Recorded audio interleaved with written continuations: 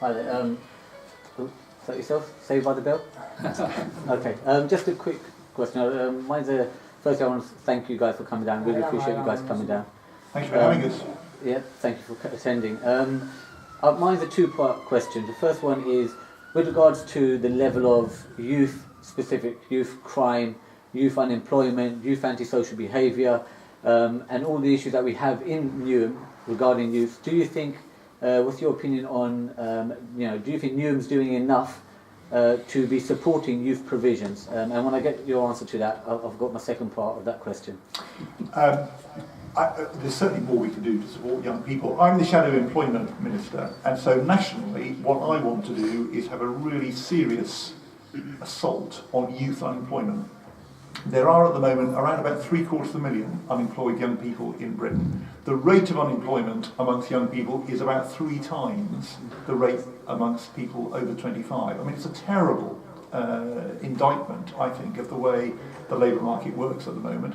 And that's why we want to introduce our job guarantee. If you're a young person, you've been out of work for 12 months, we will guarantee you the offer of a job. I want to get those young people into work. And I think if we do that, we can transform the prospects for young people in Newham and across the country. But it is going to require a really serious effort on the part of government to get young people into jobs. That's what we're determined to do. Not just jobs, I'm on about youth issues across the board. So the blanket issue of crime, antisocial behaviour, and obviously all of that links in with youth unemployment. Yeah, I'm saying, do you think Newham is doing enough to cover all of those issues? Well, I mean, Newham is very constrained about how much resources it's got to address those issues. I think Newham is doing quite a good job, but I do think nationally it's going to require more effort to give better support for young people. I mean, we are seeing, on the antisocial behaviour point, I think we are seeing some improvements in the sense that the number of police officers in Newham is going up at the moment. I met the police inspector, the quadrant inspector, yesterday, and he was telling me the number they have recognised that there have not been enough police officers in Newham in the past, and so they're giving us more. In addition, the council, as Unmesh has said, is paying itself for more, and that does mean more can be done in addressing antisocial behaviour. But is enough being done? No, I don't think enough is. I think we do have to do more. And briefly on your follow-up question. I appreciate that. On that follow-up question is the fact that there's a lot of young organisations here now are doing a lot of good work in Newham, East Ham, Palestine, all across the board. I know Councillor are aware of an organisation called Rhythm as well, who's done a lot of good work with local youth in the community.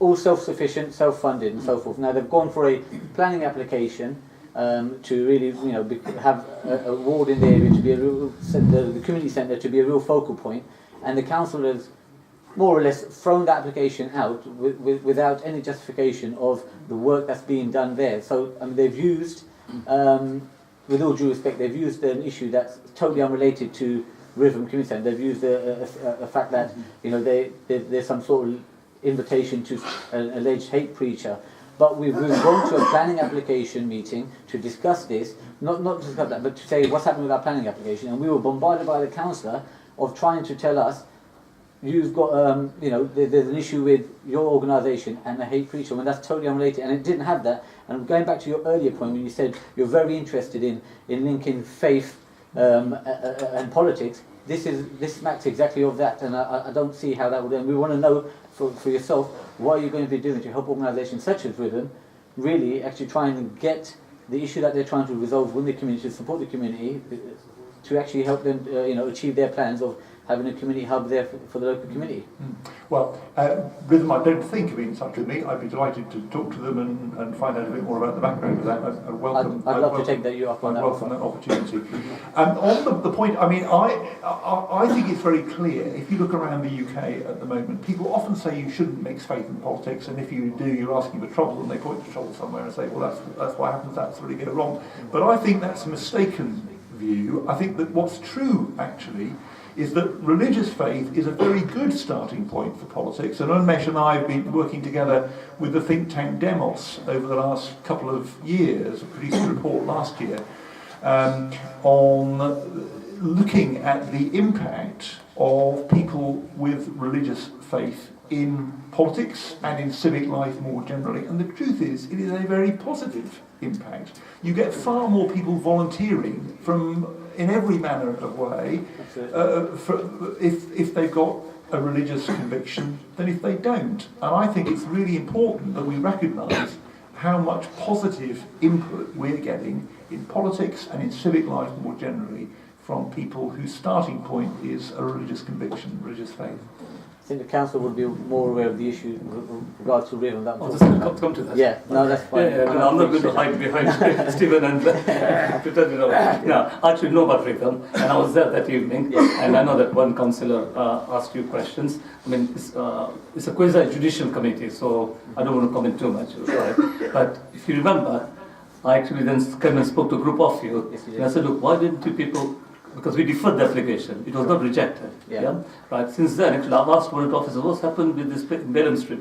Yeah, and no one knows what's happened with it. Right. And I actually did make the offer, because I know, because some of your members are actually my neighbours in Cheltenham Gardens, Central Park Road. Yeah. And I said to people, the officers, I actually know these people, they're my neighbours, they live in my community.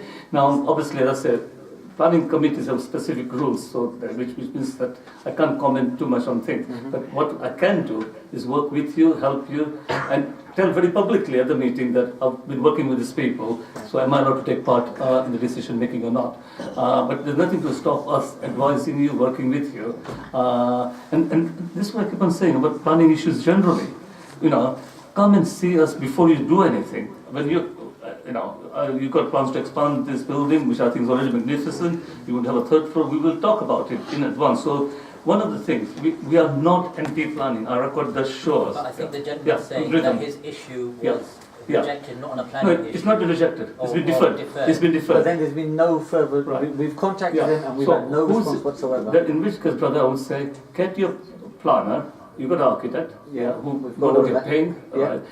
It's his or her job. They have been contacted. I mean, my colleague here will tell you the same thing. I mean, I don't want to bog down too much on this issue because it's something wider. I think the point is that it's a grassroots charity organisation that's trying to do something good for the community. I know and the council ultimately is putting a dampener on that or not supporting it. Now, I think that's the bigger issue. Sure. And in terms of if the council is doing that, we've got no choice but to tell the community that ultimately the council is not supporting us with it. Right. And that doesn't do any favours to the council. But in regards to the follow-up stuff that we're just talking about, we've really, since that day, we've been knocking on the door, we've been contacting the planners, we've been contacting councillors. I think the conversation we had off the back of that day was, come and speak to us at a Friday review meeting. We've not had no invite to this Friday review meeting. The council, if anything, has put pressure on us to close some of our classes down. And now the local community are on our case saying, why are these classes not going ahead? And we've had no choice but to say, well, the council is saying to us that we're not allowed to run these classes at the centre. So, you know, it's having a very big effect on the history of the building, and like I said, I don't want to get too much down by the Greyhound Pub, but the Greyhound Pub, which was Fisher Lounge and all that stuff, which was also a shisha place. I know. You stopped that as well. And the antisocial behaviour and the problems you were having before an organisation, a grassroots organisation, came into that area was massive. And we've come in and ultimately tried to help that community and help wipe that away and clean the area up.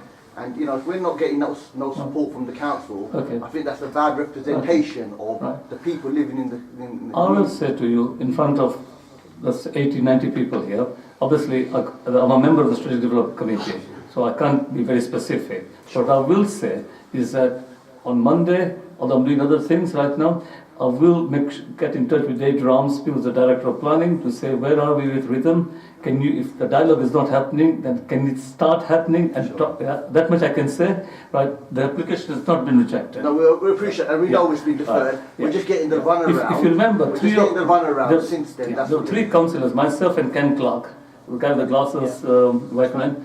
We actually came over because we actually wanted to say that, look, we do support the objectives. I'm allowed to say that, even though I'm member of the committee. We support the objectives. It's how we get there that is the issue. Well, if you guys can give it a push, then we'll like to work with Stephen as well on that. And then the people here, I've got my email, you got my email, it's the new council email. Just email me, right? And I will follow it up on Monday. That's one thing we're getting from this meeting. Okay? Thank you very much.